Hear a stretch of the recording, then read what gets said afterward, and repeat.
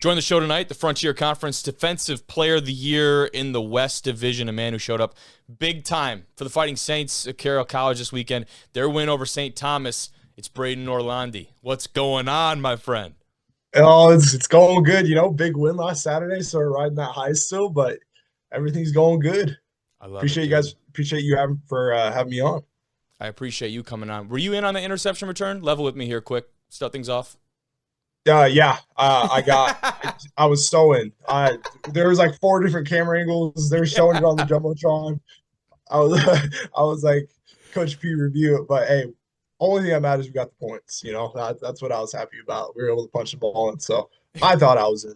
Kind of Orlandi tapped. dives for the pylon, and then the ref comes down and he's like this, and I'm like, whoa. Yeah, I turn around. I'm about to get lit with the boys. I turn around. Yeah, you're already celebrating. You're already celebrating. I was like, dang, that's tragic. That is hilarious. Loved watching that. Obviously, you guys punch it in, get the job done here, and we get to laugh about it now, of course. But for this team, we're in not unprecedented territory, but this is the first time in kind of a long time. First postseason win for this squad since 2014. And that's a kind of a shocker to me as someone who's followed this program, and you guys have had some great success. What is it about this team and this group in 2025 that has gotten the job done, and what gets you really excited about hopefully the next couple weeks here, man? Yeah, I think it just like the overall just like kind of morality of the locker room. Like you walk into the locker room, people care. I've been around a lot of football teams, and you can kind of tell when people do or do not care. But all the boys here, we care. We wear that badge of honor. Hasn't won a playoff game since 2014, and we took that on the chin. We wanted to change that. So you know what? Glad we were able to get the win, but we're not satisfied at all. This is just a stepping stone. We got a big matchup coming up this week against Tech and all, but people care in this locker room. We got a bunch of dogs too. I think kind of people are starting to finally realize like we got dogs on this team. Caden Hewitt, dog. Gunnar Julio was leading the nation in interceptions for a little bit, dog. Yeah. Got dogs all over the place. And so when this team clicks, when we're riding our high, I think we're one of the best teams in the nation.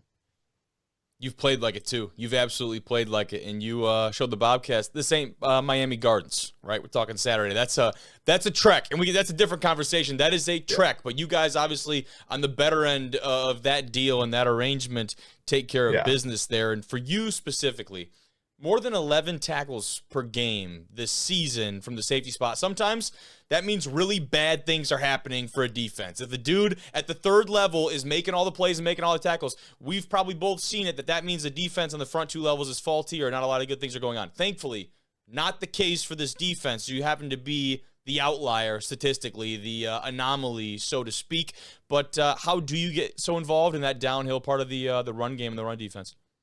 Yeah, no, I honestly got to give all the credit to our defense coordinator, Go. Coach Bandelo. He kind of invented this three high safety look. I know some other teams run it, kind of got into it late last year.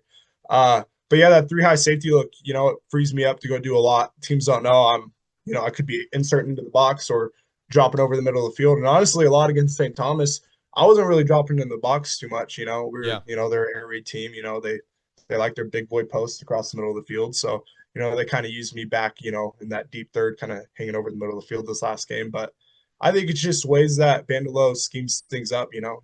He works around all of us. Like I said earlier, we got a lot of playmakers on, the D line, the linebacker level, and then the back seven. So I think it just, Bando just freeing me up to kind of pursuit of the ball, see ball, get ball kind of type ordeal. So it just kind of reminds me of my younger days, Pop Warner, kind of, he limits my rules and kind of lets me just go play football. So got to thank him for that. And that level of comfort and that speed defensively comes from a strong knowledge and understanding of your assignment, right? And that's something that not a lot of people can play with because you have to be totally sound in your assignment to go out and fly around and make plays and play see ball, get ball, Pop Warner type football because that's how every defense in the country wants to play. But then they get bogged down with different assignments and shifts and stunts and different formational changes and switching calls.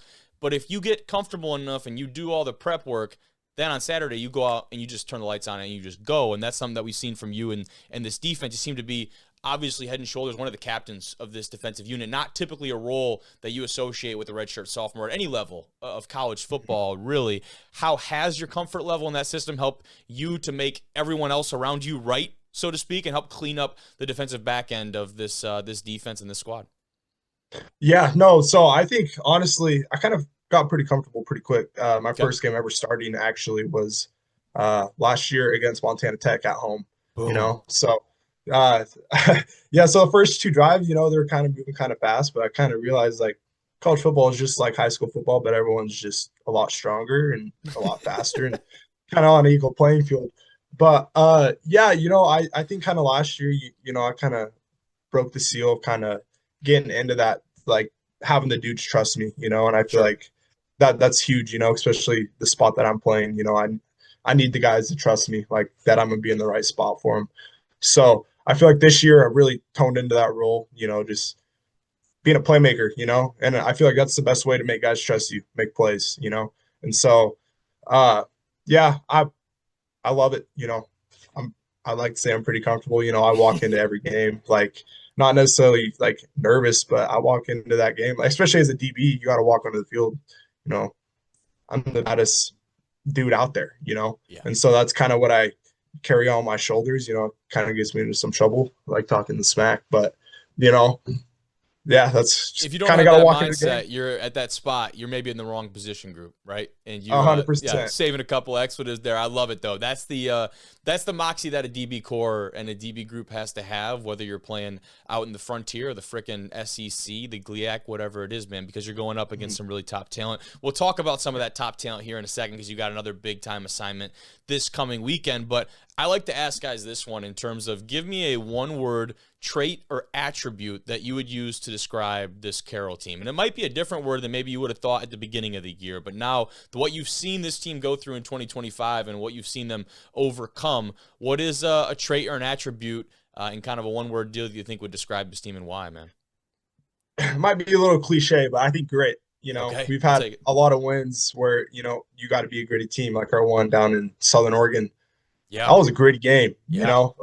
I feel like a lot of teams would just kind of fold over, and take the L. But we're gritty. We're in denial. I think that might be a good one too. We're in denial. Like we're gonna go out there and fight to the last whistle. And sometimes it may not be pretty, but I feel like sometimes that's Carroll College way, but we're gonna get it done. So we can't really complain too much as long as there's a W on that scoreboard at the end of the game. Then That might be you the know. first time I've, heard an endearing usage of the term denial, but I love it. I think that's awesome, right? Like block out everything else, doesn't matter Yep. situation or circumstance. We play our brand of football and you compete to win. That's a great pitch. That's a great flip on that. I've not heard that before. There will be coaches around America that incorporate that into their lingo as this drops here. I definitely think so, but I like that a lot, man. Now though, time for yet another iteration of, dare I say, the best rivalry in all of NAIA football. You guys take on Montana Tech this weekend, back in Butte, America. What makes this a great rivalry? How do you get a better result against the Ore Diggers this time around, dude? Uh, Honestly, I'm not a Montana native, so I kind of came into this like, Montana Tech, whatever, they're just our rival. But no, you learn all throughout the week. I feel like on both sides, you learn to really not like those guys. I respect them. They're 11-0 for a reason. They're a great football program over there. But yeah, just like any rivalry, like Cat and Grizz, you learn to hate those guys. It's not them personally, but it's just the rival that comes with it. And this is why you play football right here. Big rival week in the playoffs, and so yeah, I'm excited. I'm ecstatic going into it. You're Already got juiced. goosebumps It's only about it. Sunday. You're juiced. It's Sunday I night. We know. gotta hold on. We got a lot of time left. Yeah, I haven't even gotten to we'll get into the game plan of Yeah. things tomorrow. But, like, we played them earlier on in the year. And I think the biggest thing I'll say to that is, to beat these guys, we just got to play our brand of football, be us. And so, I don't think I can really get into too much of the schematic of No, yeah, things, we don't but need X's and O's. I hear you, man. I think what's important about that too is you talk about that last matchup. That was more than 2 months ago, right? And I think it's pretty safe to say, although these teams are still sporting, probably the exact same personnel, these are two very different teams in November than they were in the first week of September when you were still very much figuring a lot of things out. Not to say that, again, we're going to have a lot of the same faces and a lot of the same matchups skill-wise and across different parts of the field, but it doesn't feel like these are pretty different teams heading into this matchup than it was in September. 100%. And honestly, I haven't watched too much of Tech since the last time we played them. Just going. That's into the not season, your just sit down late night pleasure viewing is or Digger football.